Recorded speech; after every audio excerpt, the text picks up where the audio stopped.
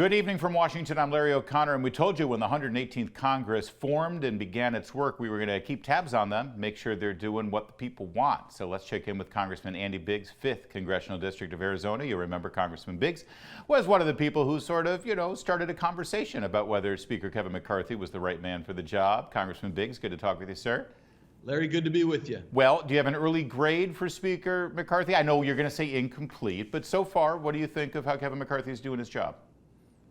Well, I'll give him an A for so far. I mean, we're 2 weeks in. Okay, so we're only 2 weeks in, but he's kept all his promises. I think he's delivered. I think he's pushed. We've got some great people on Rules Committee, a Probes Committee. The committees are working. He's actually showing some backbone and grit on the debt ceiling issue. And those are things that I think will go a long way. And I tell people this all the time. Look, he's the speaker now, and I am cheering him on. I want him to be the best speaker in American history, because if he is, we'll have a great term and we'll start turning this country back around. Well, and let's talk about the debt ceiling right now. The negotiations are really starting to get underway. How do you expect this to play out? Because if past is prologue, in the old days, before the changes were put in place for this new Congress, it would have been the speaker and the minority leader and a couple people from the White House getting behind closed doors and working something out, and then it would be forced on you. How is this going to be different? Well, already it's different, because we're already talking within the conference about what we need to do, like reduce spending. I mean, that's a novel thing. Imagine that. Yeah, cut waste from the budget and try to pare this down to make our budget more responsible. Start using a cut-go type of policy instead of a pay-go. And so you can target programs. The Holman Rule's been reinstituted, so we can target specific agencies. I mean, so already it's vastly different. It's more open. It's more inclusive of the members of Congress. And I think what's going to happen is not only will it be a better example for the Senate, but maybe we'll give the Senate some impetus to actually, the Republicans in the Senate, to actually stand strong and say, we're going to be with the House. They've issued some great reductions in the budget, and they're moving towards a balanced budget. Because, Larry, it's absolutely unsustainable. It's ridiculous. It's like going every few months and asking your credit card company to slip you another $5,000 on your credit card because you spend more than you bring in every month.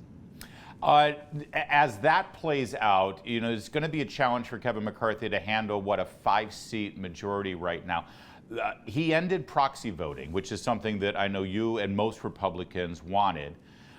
But one thing that people don't realize is that it's one of the ways Nancy Pelosi was able to maintain her control. She had a 5-seat majority too, but they didn't always have to show up to vote. Are you concerned that there's going to be some moments where you don't have your majority in place because proxy voting is not an option anymore? No, not really, because I really believe this, Larry, that wherever you are on the spectrum of the Republican Party in Congress, we agree on 96% of all the issues. So even from the people like Tuesday Group and the more the other side of the spectrum from me, let's just put it that way. Yeah. They're talking about, on the debt ceiling issue, for instance, they want to see more rational and reasonable spending as well. So that means that we can probably get there. Okay. And I would assume that they would say, yeah, we don't want to fund. We've already voted to get rid of the 80,000 IRS employees. That would help. How about doing things like getting rid of the sponsorship by the State Department of drag queen programs in Ecuador and things like that? And I think we can get there. There's enough in a bloated budget, believe it or not, that every Republican can get to yes on those. Let's talk about the border for a moment. I know that this is an important issue to you and Arizonans, and if you listen to the White House, they'll say the Republicans are standing in the way of doing anything about the border because you don't want to spend anymore.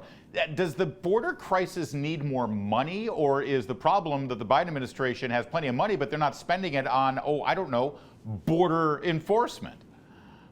Right. No, it's not money, because what they've done with the money is they've found ways to streamline moving people illegally into the country. So instead of disincentivizing, they've provided additional incentives. Right now, for instance, they created an app for illegal aliens who are coming to the country, so they can just get on their app and pre-register. So when they get here, they can get processed and released into the country quicker. That's what this administration is doing.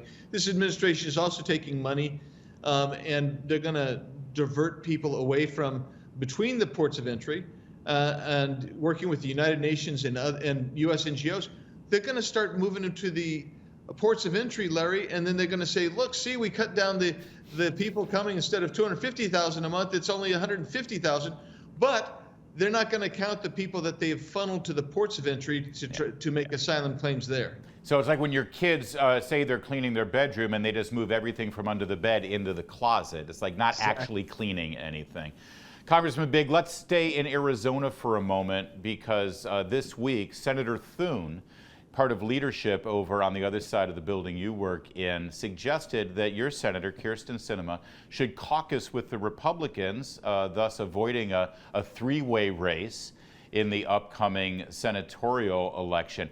Is that the solution for Kyrsten Sinema, basically to switch and become a Republican, an incredibly liberal Republican? And I know you like Kyrsten Sinema.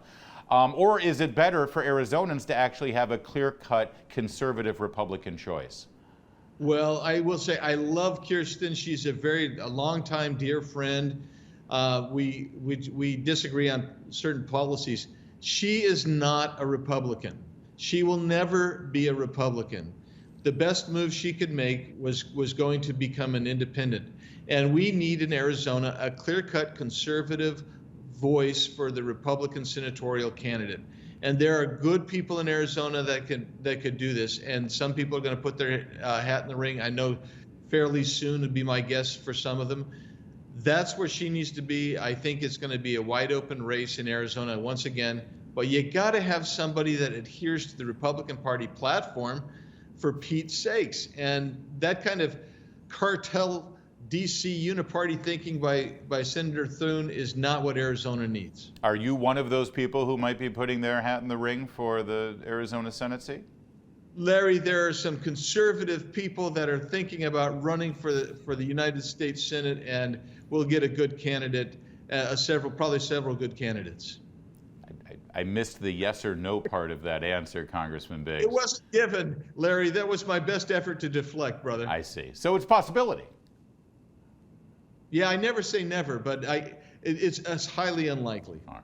And I would run. But how do you, I mean, Arizona has an independent streak to it. I don't think they've, at least in recent years, they haven't actually elected somebody who runs as an independent. But Barry Goldwater was considered a very independent Republican. John McCain was a very independent Republican. Do you think that someone running as an independent could win in Arizona? Yeah, I think so. I think Kyrsten has a significant number of Democrats that will still vote for her. I think that there's, Arizona's independence is the fastest growing segment.